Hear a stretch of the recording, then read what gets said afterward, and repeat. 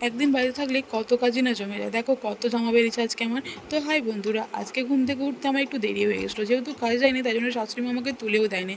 আর ঘুম থেকে উঠে বিছানা-টিছানা ঝেড়ে ঘর দালান এগুলো ঝাঁট দিয়ে আর এই যে জামাগুলো বের করছিলাম। আর এই জামাগুলো কেন বের করছিলাম বলো তো? কাচার জন্য। এত জামাকাপড়গুলো। আর এদিকে আকাশের অবস্থাও কিন্তু খুব খারাপ ছিল। আর এত জামাকাপড় বের করেছি কারণ আমি যেহেতু বাড়িতে থাকি না, একদম সময় পাই না কাচার। আর যেদিন বাড়িতে থাকি সেদিন পুরো সবই কেচে দিই। আর দেখো জামাকাপড়গুলো ভিজে আমি এখানে কাচতে বসে গেছিলাম। এগুলো কাচা হয়ে গেছে, এখন যাবো ছাদে। আর ছাদে এসে দেখি আকাশের অবস্থা খুব খারাপ। পুরো অন্ধকার করেছিল, এই বৃষ্টি আসবে, এই বৃষ্টি আসবে। জানি না এই এত জামাকাপড় আমার শুকাবে কিনা। তারপরে আমি যাই হোক মিলে-টিলে নিচে চলে এসেছিলাম স্নান-টান করে। এবার আমি যাবো নিচে, তাই জন্য রেডি হয়ে যাচ্ছিলাম। কারণ ঘুম থেকে উঠে আমি এখন নিচে নামিনি। জানি না শাশুড়ি মা কী করছে না করছে। দেখো যাই হোক রেডি হয়ে সিঁদুর-টিঁদুর পরে এখন যাবো নিচে। দেখি চলো নিচে শাশুড়ি মা কী করছে দেখি। তো এসে দেখি মা হচ্ছে মুড়ি চাল দিয়ে দিচ্ছিল। আর এখানে রান্না করার জন্য আনাজও কুটে ফেলেছিল।